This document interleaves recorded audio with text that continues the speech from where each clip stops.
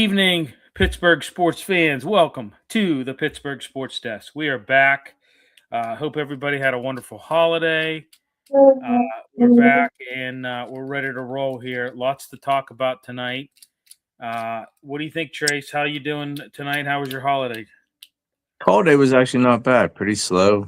The way most people want it to be, right? Nothing major went on.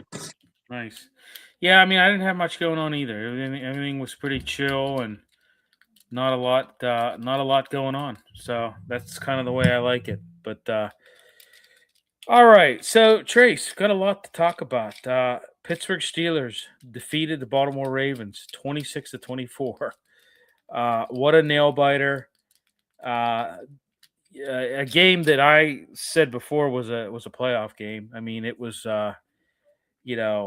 obviously win and you're in, lose and you're out, and you have to ponder that for the offseason. Came down to the final play.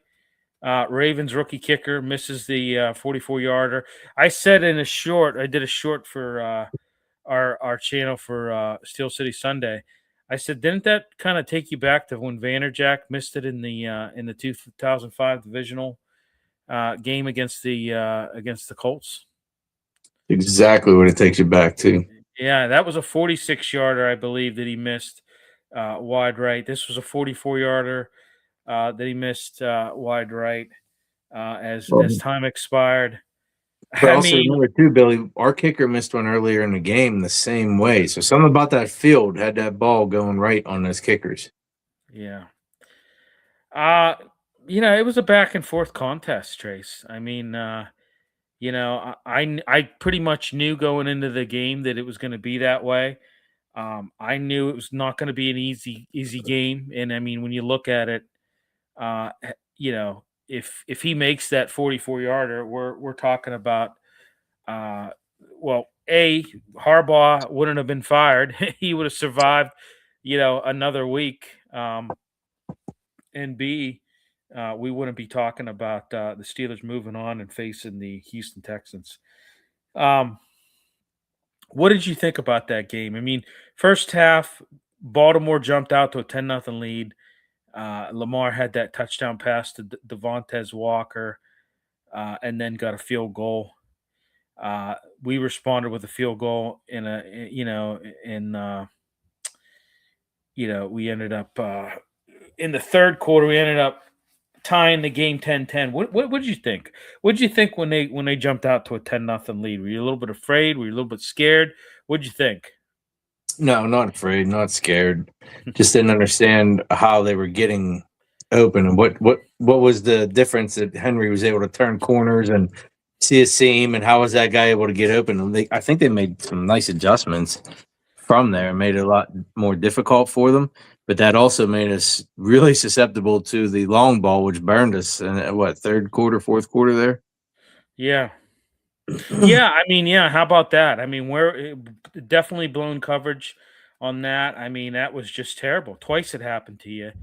The last time, I mean, Lamar, it was a meeting it was a meeting at the quarterback, and how he squeezed out of that one, I'll never know.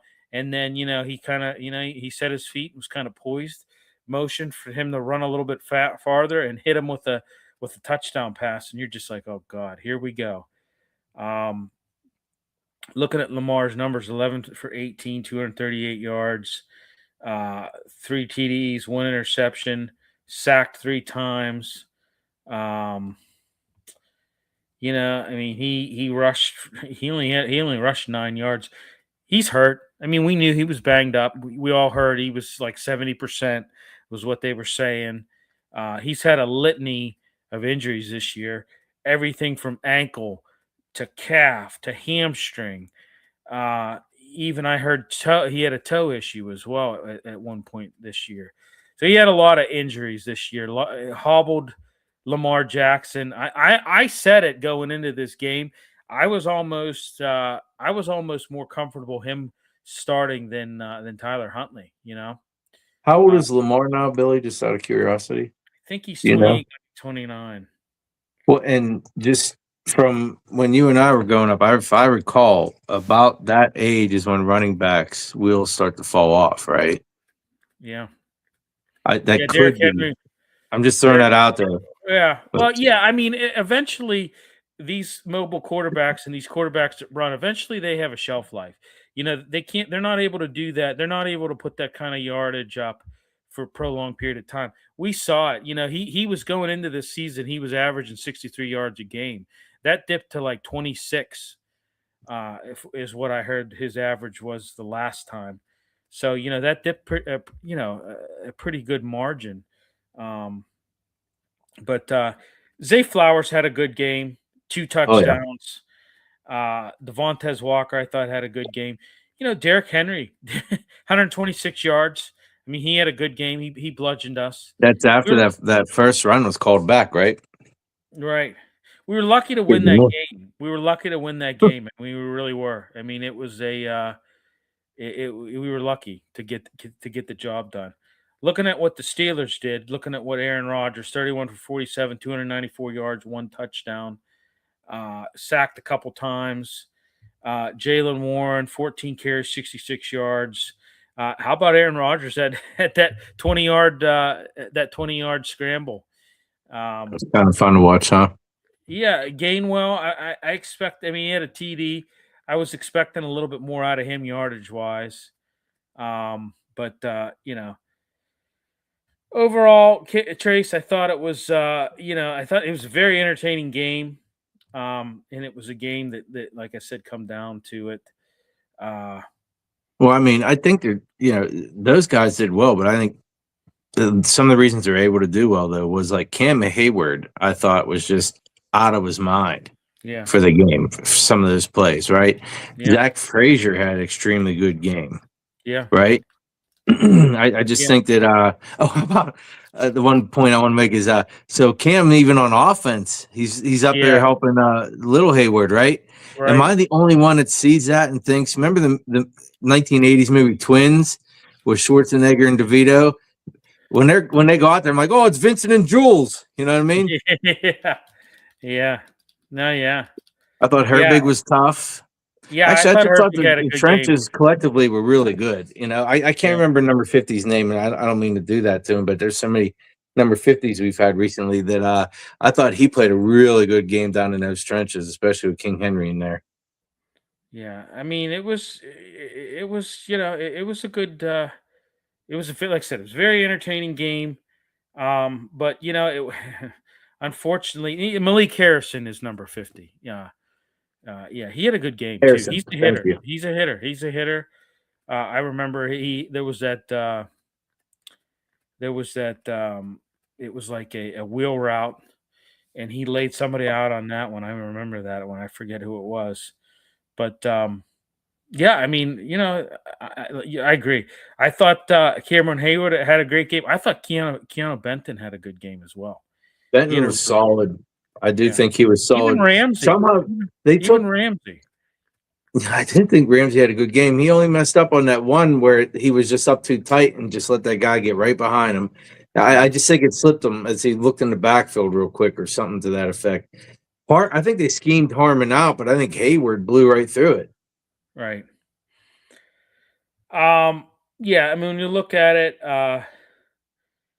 fourth quarter, the two teams combined for 27 points in the final 8 minutes and 42 seconds of the game. Lamar had that connection with Zay Flowers, 2 long touchdown passes, 50 and 64 yards to retake the lead a couple times.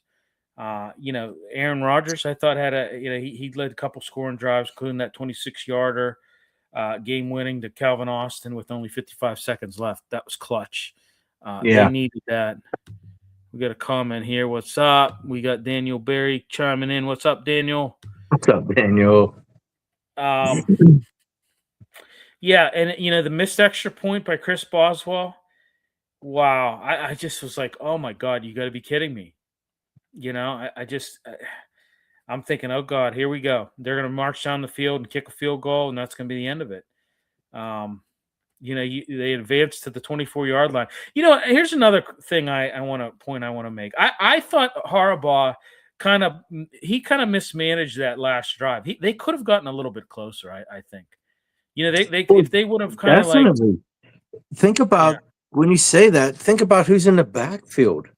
right. Right, go get a Yeah, couple more yards. I just thought, yeah, I thought maybe they had it. I thought if they would have managed the clock a little bit better, I thought that they would have had another play. They would have gotten closer. They definitely could have gotten closer. I just they ran it down. He stood by the ref and took the timeout with 2 seconds left. 44-yarder, but honestly, he could have probably made that. That could have been inside 30 if he would have. If they would have, because they were driving. I mean, they were moving the ball, and they could have gotten a little bit more yardage. I thought. What do you think? I mean, is that? What's your? Let's move on. I guess to the Texans hosting the Houston Texans in the AFC wild card Monday night, 8:15 kickoff. First playoff meeting between the two teams. It's going to be tough. I think it's going to be it's going to be a low scoring, grinded out game, Trace. What do you think? I agree with mean, you, but I want to offer my displeasure with these 8 o'clock games. Like I'm not going to watch it until the next day. Like I dislike this. Yeah. I got the recorded darn thing. I do think that their defense is going to be very. Wow, it's going to be hard for us to get anything done here. We're going to earn our yards. Well, yeah. I mean, that defense is tough.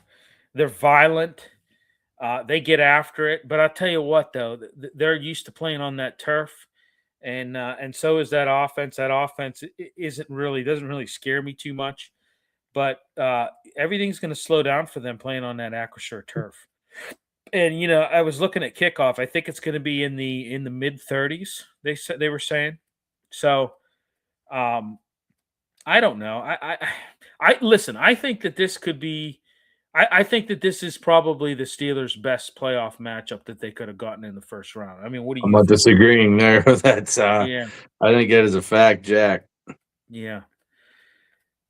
Slight road favorites. They enter this game, but that's fine. I don't have a problem with that.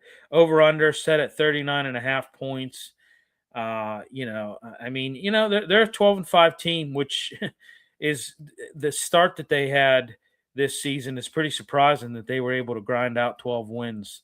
But I kept saying, I remember us on our Thursday show. I kept saying, man, this team look out for this team. They're going to get going. They're going to figure it out, and they're going to go on a run here. And sure enough, that's what happened. Top tier defense Houston has.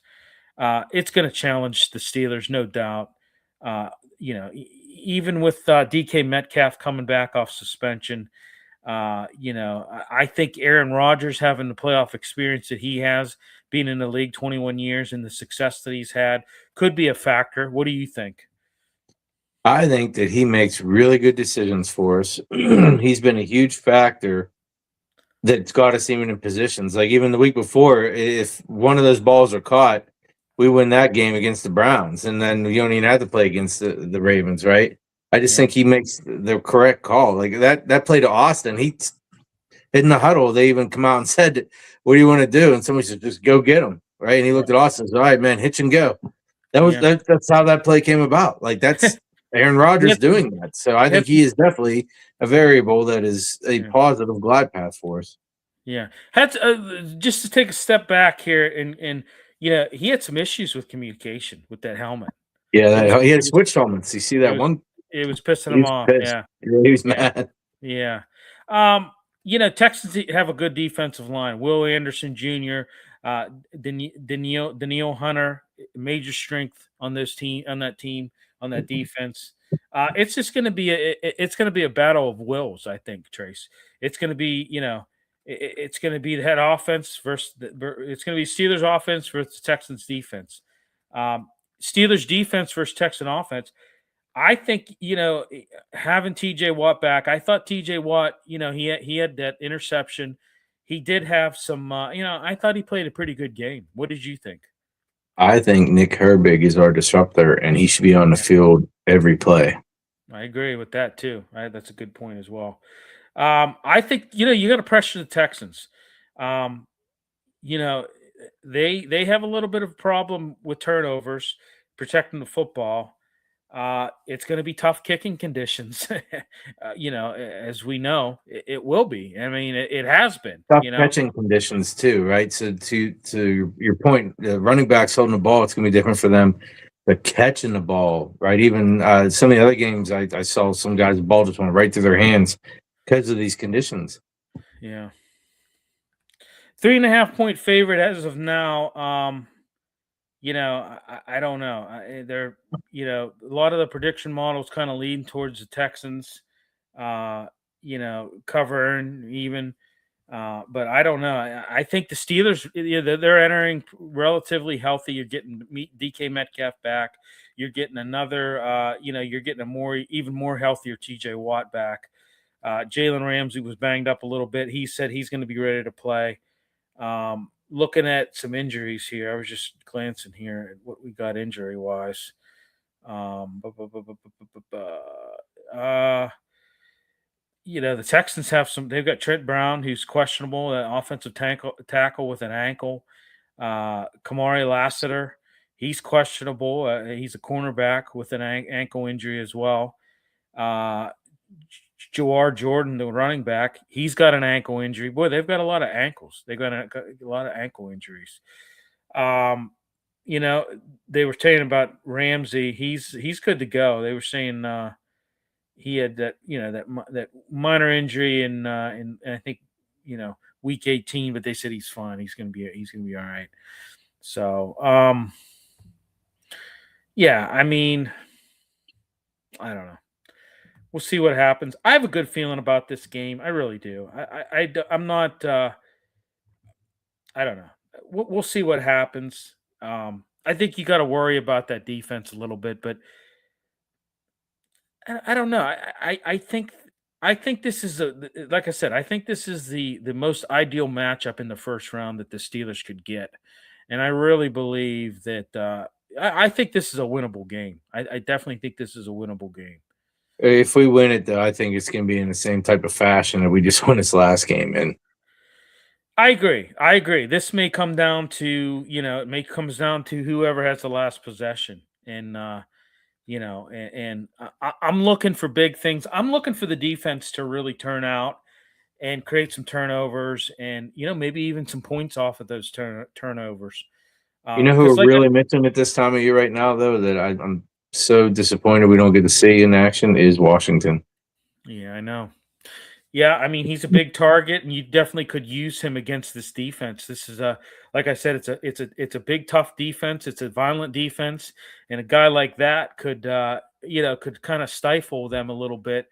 Relatively, I mean he's been he's been hard to bring down in open field. We've seen that this year.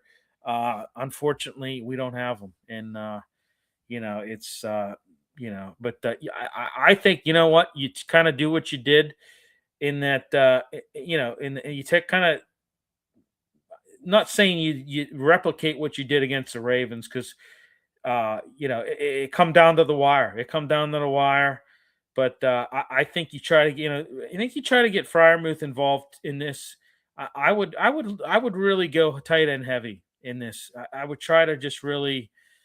I would try to spread the ball around and do as much as you can from that standpoint, and just hope that you can, get yourself in red zone situations where you can capitalize on some points. But other than that, I'm not real concerned about the Texans offense. They're decent, don't get me wrong, but nothing really scares me too much. Their defense is what scares me. So.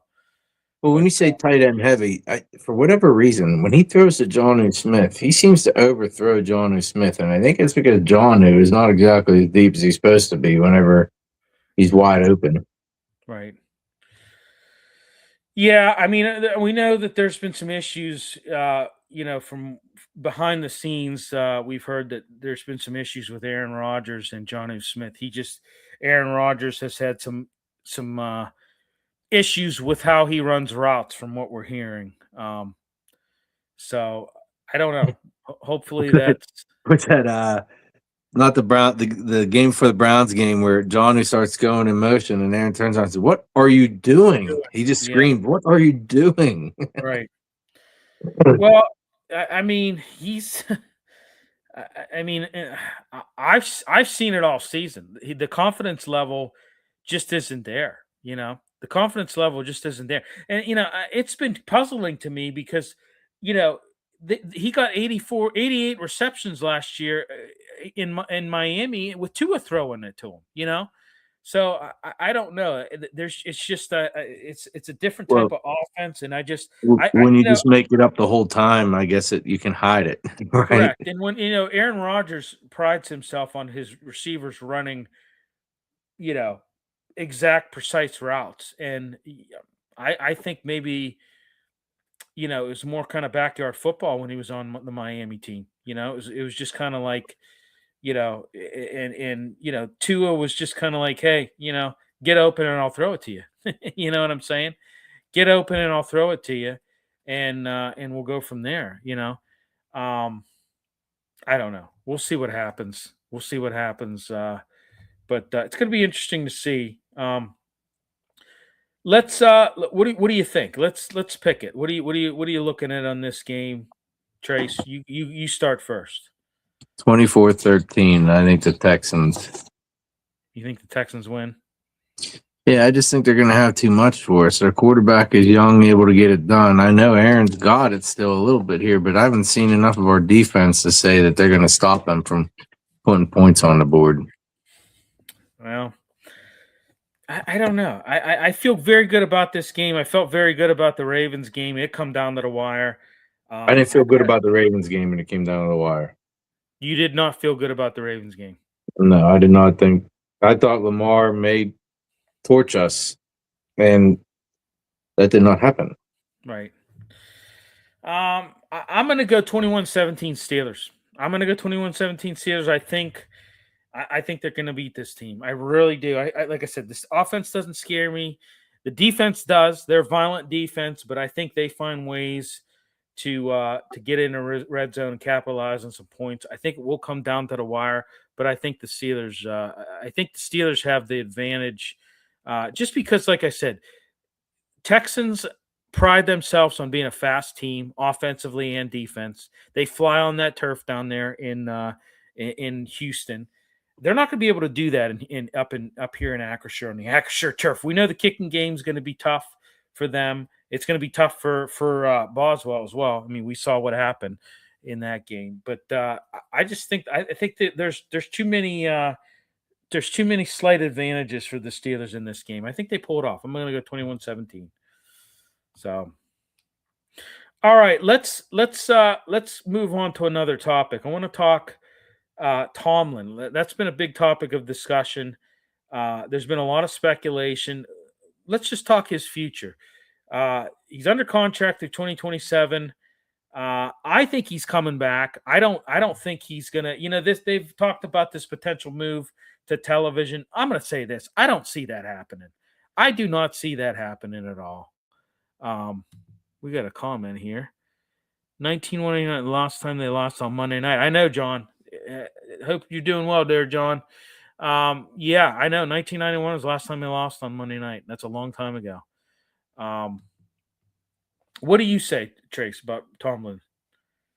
Well, I mean, he has a worse record than the guy who just got fired in Baltimore. And the only reason I think that the guy got fired in Baltimore was because of that kick was missed. So, I mean, I don't know. I don't know what it would take to make a change. I don't know if we actually want to change. Well, I don't really know. Who's to say John Harbaugh wasn't going to leave at the end of the season anyways, or they were going to part ways with him? I think if they would have won, obviously, he's not getting fired. I mean, obviously, if Luke makes that kick, he's not getting fired. It buys him another week. Who knows? I mean, he may be when goes and loses a playoff game. They may have decided to win to get rid of him. Then I don't know. Insiders are suggesting that Tomlin's considering his options. Like I said, they've said about television. I don't see him going to TV. I don't think he has the personality to go to TV. and people said that about Cower when Cower went on when he went to TV. People were like, "Oh, he's not going to last." A lot of people thought he would come back, and you know what? He just enjoys himself so much on television, and he just is like, you know what? He's had the opportunity time and time again to come back, and he wants to stay with television. I just don't see Tomlin being a TV guy. I just don't think he has the personality for it. He's his cliches and just the way he talks and addresses himself.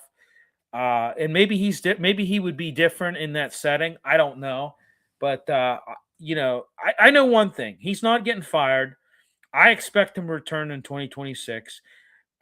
There's reports about these opportunities, these TV opportunities. There's also reports that he's considering that he needs a break. I really believe he's going to stay. I really believe he's going to stay. And Steelers, we know, value stability. Very unlikely they fire him, and any departure that he would would be something that he would agree to. I don't know. I just, like I said, do you see him as a TV guy, Trace? I don't. I mean, he doesn't really do anything with press or whatnot, but I don't see him shying away from being paid to just go and talk a little bit. Yeah. Well, maybe. I just don't see. I don't know. I just don't see him in a broadcasting role. That's just me, just judging what Do I've. you think that Cower. with the way he carries himself that he could be like just a part of a panel, or do you think he would have to have like a main stage in that No, I broadcasting think role to he would take be it? a part of a panel. He would be definitely a part of a panel. Hey, Sean Payton did that, right? Sean Payton did he was for a while. He explored broadcasting. He hated it. He was terrible, and he went back. Mike Tomlin, I just don't. I don't. I just really don't see him doing that. I just really don't see him doing that. I just and I agree. You made a point. The way he handles the media, the way he talks down the media, he's very abrasive with media. I just don't. I don't know. And like I said, maybe he would be different in that setting. Maybe he would be a different guy, and you wouldn't see that. Like, I don't think it'll be as bad as Steve Smith. I haven't seen him on TV too much. That was after he tried to fight two different Yeah, dudes in one broadcast. yeah, agreed. All right, let's talk some NFL news, Trace. A lot of coaching carousels going on here. Obviously, we know that Black Monday came. A little bit. Were you a little bit surprised they fired Harbaugh? Yes, I but was too. I was. I, I mean, I he's mean, had a lot more success than Tomlin recently. He's yeah, won more playoff games than Tomlin. yeah. There's talk about Stefanski possibly being interested in the Baltimore Ravens. I think that would be a great landing spot for Kevin Stefanski. I really do. He knows the division. He's Stefanski's not a bad team or not a bad coach. He would be going to a more stable organization in Baltimore. We know it. I mean, Cleveland's a train wreck. I mean, they really are. Just with the decisions they've made in the last 5 to 6 years. I mean, really, you can go back farther than that. They've been a train wreck. It's been just an absolute. It's every year. It seems like a turnover in personnel, in coaching personnel, front office. It's a nightmare. It really is. So I think that Stefanski. If I was Stefanski, I would consider taking that Baltimore Ravens position, head coach position. I really would. Some other guys. Were you shocked about Pete Carroll getting fired after one season? Not really. I mean, he didn't really do anything there. He didn't.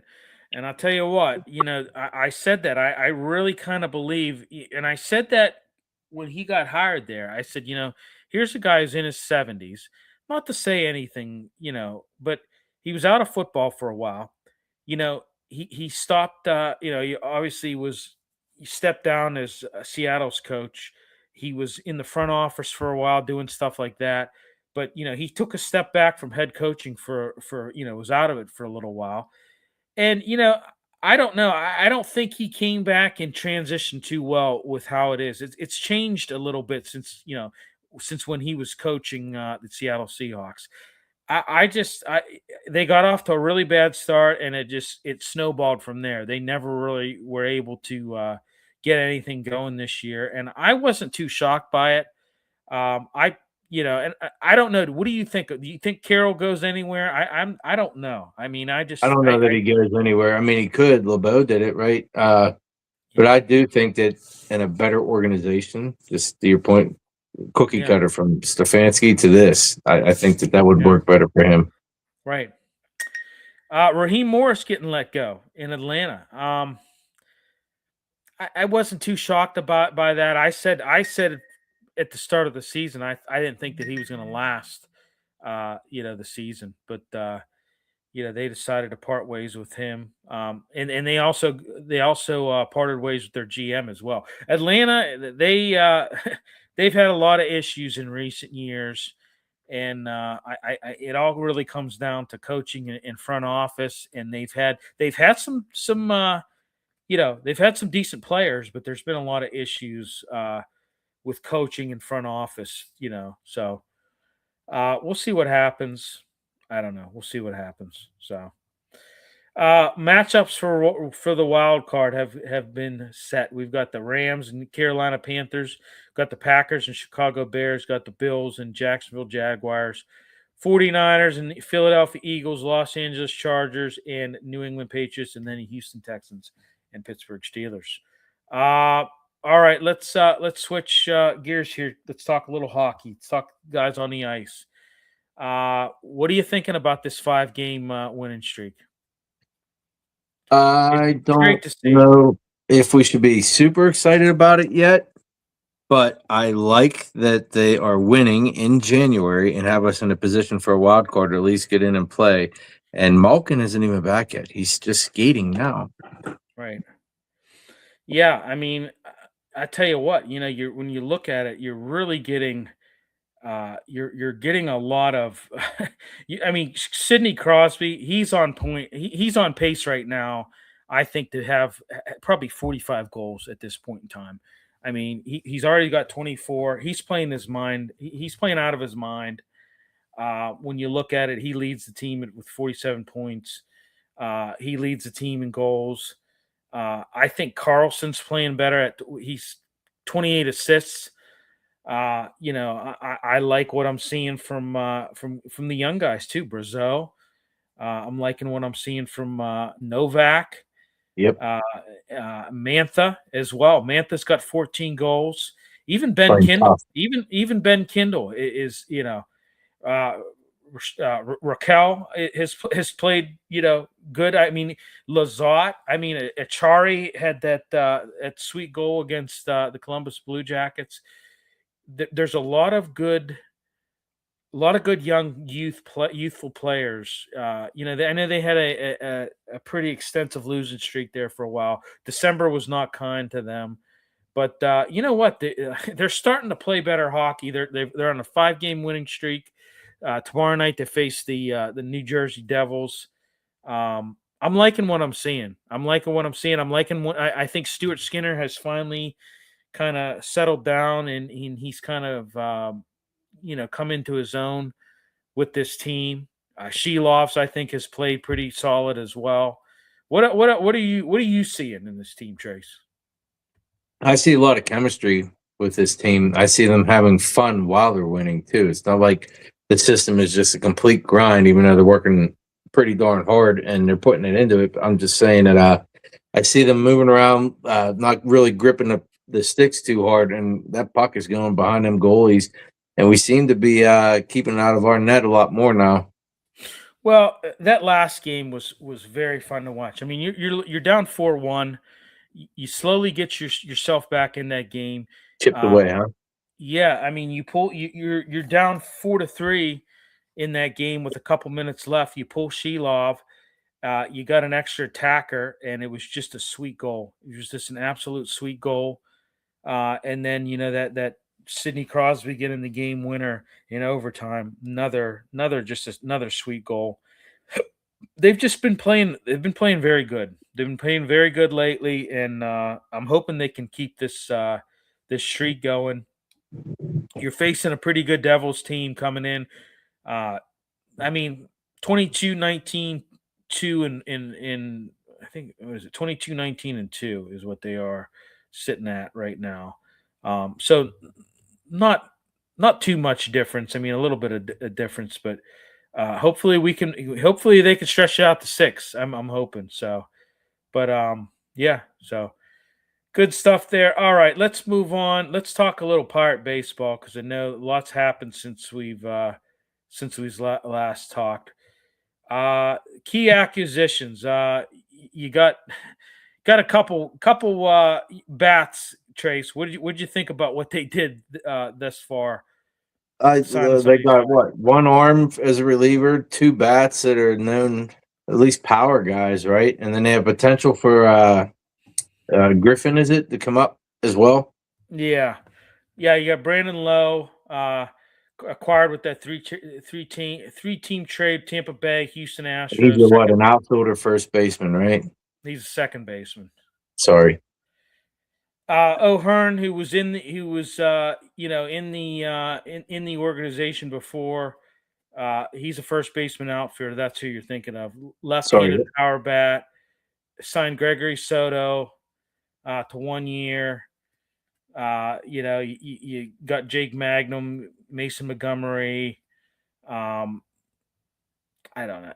Does this push them over the needle? I don't think so. I think you're still missing about 2 bats, if you ask me. Well, who's playing short?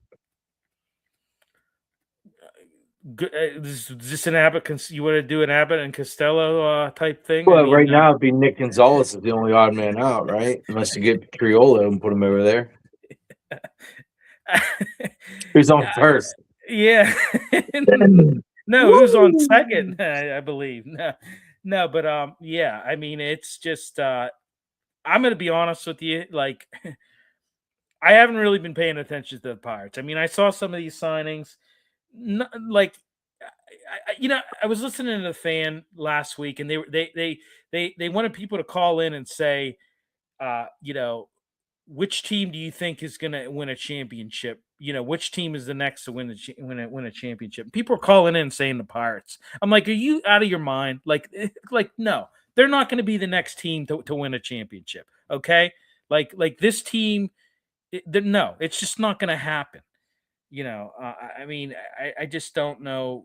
Some of these people in this town, and I mean, I don't mean to be too critical, but some of these people in this town, they see like a couple moves by the Pirates, and automatically they're saying, "Oh, they're going to win the pennant next year." No, like understand that when you line the Pirates up next to the Dodgers and some of these other power teams, we're still like three good bats away. Okay.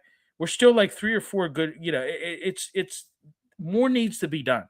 Okay. Just signing a couple bats is not going to get it done. It's not going to push it over the finish line. The only hope that could be there, though, Billy, is those couple bats we add, right? Maybe that's the 3-4 hitters, right? Maybe that takes some pressure off of O'Neal Cruz and I don't know, whoever, our catcher, right? Yeah.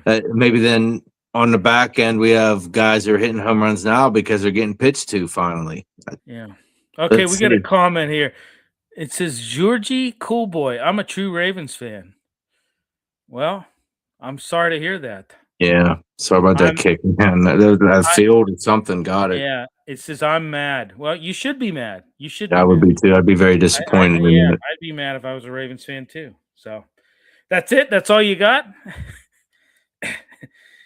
Okay, let's talk Pitt football, and then we got John Phillips in the back here in the backstage. I want to bring him in, talk about this Post Gazette debacle or whatever. I don't even know what do you call it. I mean, I don't even know what you call it. But real quick, Pitt lost to East Carolina in the Military Bowl, 23-17. What'd you think? The offense struggled mightily. Just I thought I thought Heinz Scholl, he had he had that 22-yard pass to Williams, but they just were inconsistent. They were inconsistent. They committed a lot of crucial errors, including 4 fumbles and an interception. How are you going to win when you fumble the ball? When you have 5 turnovers? Tell me. I'm I think if sorry. they Hey, can do buddy. under He said, "You're cool. that. I'm sorry. Hey, you don't have to be sorry about anything. Right, You're a man. Ravens fan. We don't mind. If you're a Ravens fan, it's fine. It's fine." So yeah, you were saying about you're mad. I would be mad too. It was a it was you guys had a rough year. You had a lot of injuries and things like that, and it is what it is. But yeah, I mean, what'd you think? I mean it was 5 turnovers. Enough said. I mean, Nobody's you gonna really ever. No team can overcome that. It's correct, improbable. right? When you look at it too, they didn't really make a lot of adjustments coming out of halftime. East Carolina, they get the ball, they throw a 47-yard touchdown pass in the first play, and that was it. That it was just they they didn't look back from there. So Heinz also had 256 passing yards. Turner had 93 rushing yards. I thought Biles had a good game, but that was about it. 8-5. Listen, I thought it was better. I thought an 8-5 record exceeded my expectations this year. But you know what? Here's the harsh reality, folks. Pat Narduzzi is still 2-6 in bowls. That's a harsh reality. Well, 2 games he kind of let us down, right? The West Virginia game and the bowl game. Yeah. He says, "How are you and your buddy? We're doing great. I hope you're doing well as well. Congratulations, though. We appreciate it. Thank you." See, I'm sorry, I missed that. Go ahead, Trace. What were you saying? No, like you said, Billy. Oh, Jesus. Okay. All right. We're gonna bring What were we John talking Phillips about? in here. We were talking about the military bowl, for Christ's sake. Well, no, what I was saying there, Bill, is Narduzzi. Really, I think the bad taste in the fans' mouth will be the West Virginia game and this bowl game. Right? Well, in Louisville too. But I agree. West Virginia and Louisville, he let his emotions get in the way of coaching, and he has a problem with that. Okay, he has a problem with that. Don't care what anybody else says. He's got a problem with letting his emotions get in the way of game planning and coaching. And that's all I'm going to say about that. All right, let's bring John Phillips in here, talk about this Post-Gazette. And then what else do we have to talk about? Pitt basketball, let's just not even go there right now. So, John, how are you doing this evening, brother? I want to hang out with Tracy one day. That's all I know. Okay, Bill, I've had 16 weeks of you. I've had enough. Tracy, get down to the North Park Lounge on Monday. We're going to get rid of Bill. We'll hang out. It'll be good. I'm stuck in this hotel, this awful hotel in the middle of nowhere, South Bend, Indiana. Yikes. I have no idea what I'm facing tomorrow for work. But you know what? The Post-Gazette will be no more on May 3rd. It's such a sad day. It really is. You know what, John? I cannot believe it was funny because you called me today and told me the news. I didn't even know. I'm in Giant Eagle shopping with my wife. I'm in the bakery section. You called me and I said, "What?" And I literally, the women, at Giant Eagle working in the bakery section looked at me like I had lobsters crawling out of my ears.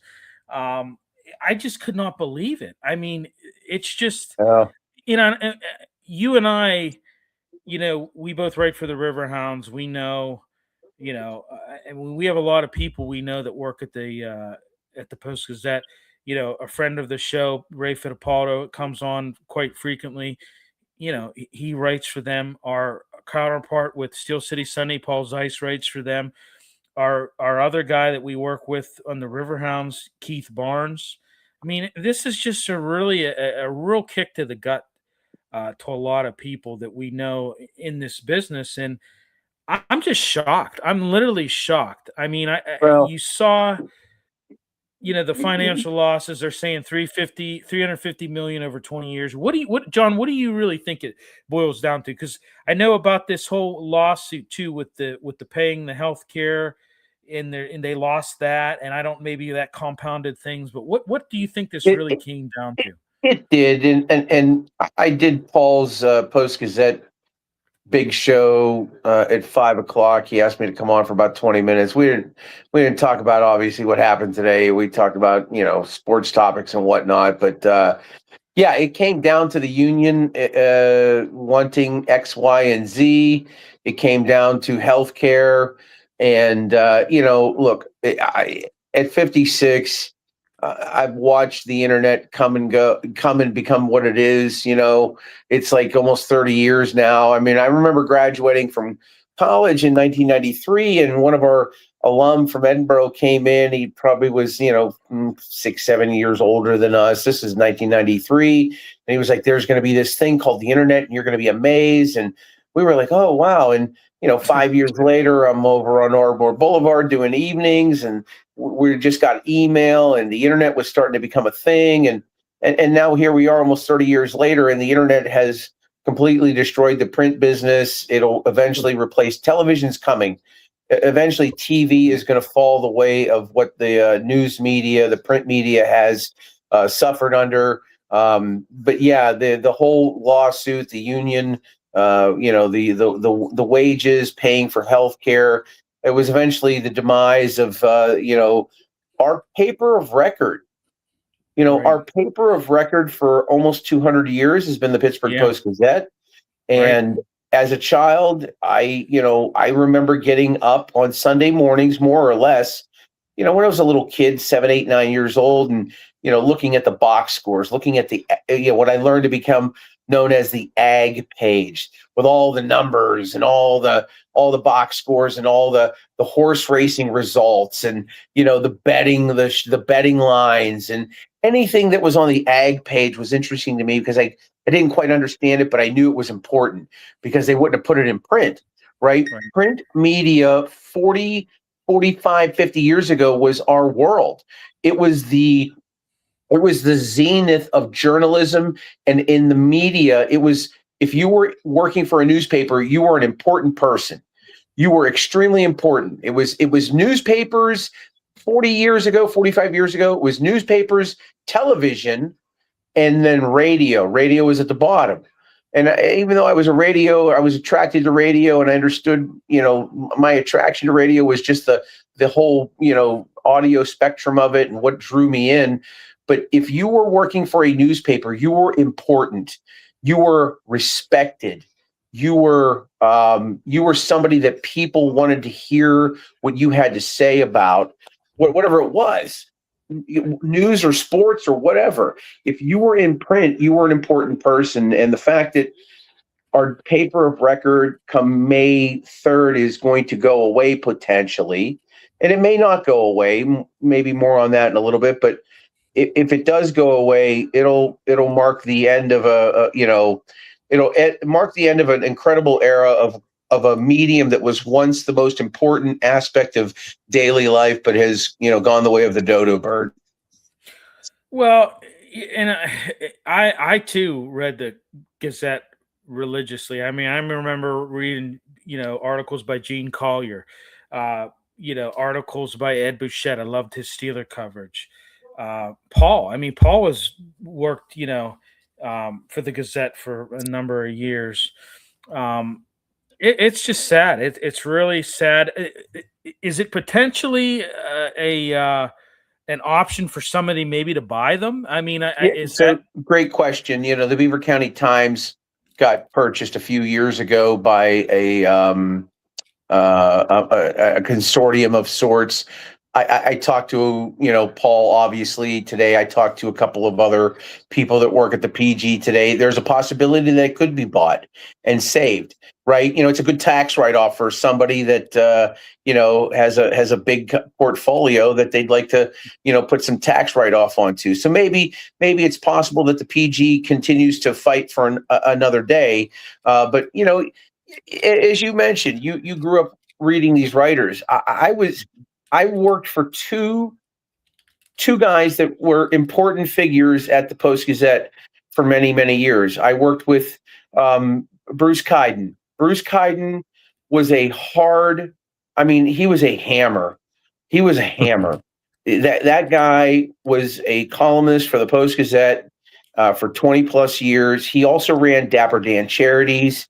which was a role he took extremely seriously. Bruce was a very proud journalist, and he beat the living tar out of me for about a year and a half before I eventually moved on in my career.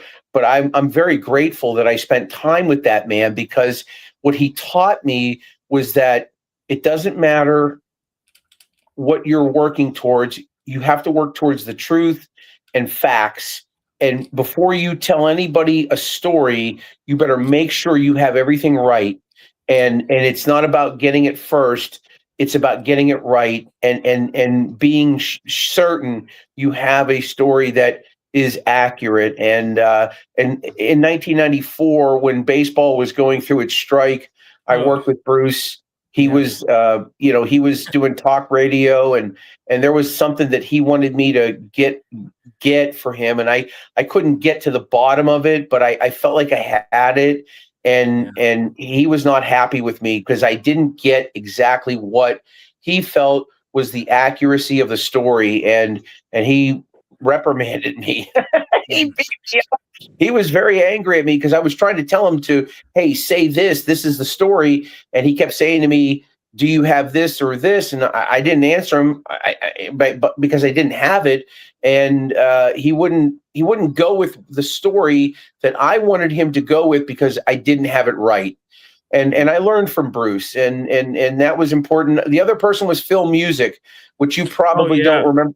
Phil covered. Yeah. Okay, so Phil covered the Steelers in their 70s run, and Phil was a talk show host, and I worked under Phil, and he was another one. He was just a journalist through and through, and I've worked with Tom McMillan, and I've worked with Eddie Boo, and a bunch of the others, and obviously Ron Cook over at the Fan.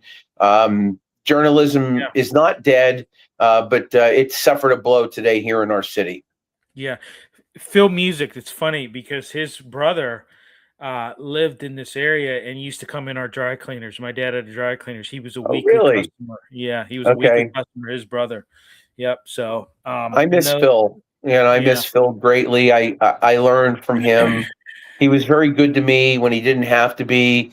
I got my break on Ardmore Boulevard in 1997 when they went all sports because of Phil Music.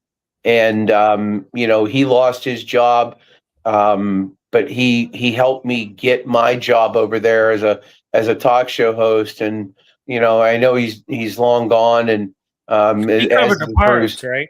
Yeah, well, he covered the Steelers as well, but he covered the Steelers in the late 70s, and he was just a good human being, and he was another one of those guys that get the story right, make sure you have what you need, make sure what you're doing is accurate, and I'm very grateful that I worked under both of those individuals, and I learned a great deal from both of them. Yeah, I mean, this whole court ruling, they said it was forcing them to operate under unfavorable conditions in these labor contracts, and it made the operation unsustainable from what they're saying. And then you have the declining readership and ad revenue as a result of it. They're saying, as I stated earlier, 20 years, $350 million they've lost. And like I said, compounded by this labor dispute that has been going on and that they recently lost in the Supreme Court. It's sad. It really is sad. Well, the market dictates what is wanted and what is not now. You know what I mean? I mean, it's always been that way. But since the turn of the new millennium, we're in a different era. We're now in the era of news now. We're in the era of social media. You've got the influencers that are out there. A newspaper is a dated business, and television is going to be the same way, and radio is almost the same way as well. It's all going to be digital. It's all going to be online I anticipate within the next 10 years, maybe with the exception of a handful of major newspapers in the biggest cities where somebody's still buying them. And even that won't last very long. We'll see most newspapers go out of business. radio stations will all be online. It'll all be streaming to some capacity, and we're just heading in that direction. We really are. Well, and I said it was funny. We're coming out of Giant Eagle, and my wife's like asking me questions about this, and she says, well, "Why do you think this is? Why do you?" And I said, "Well, people like accessibility, right? We do these podcasts, right?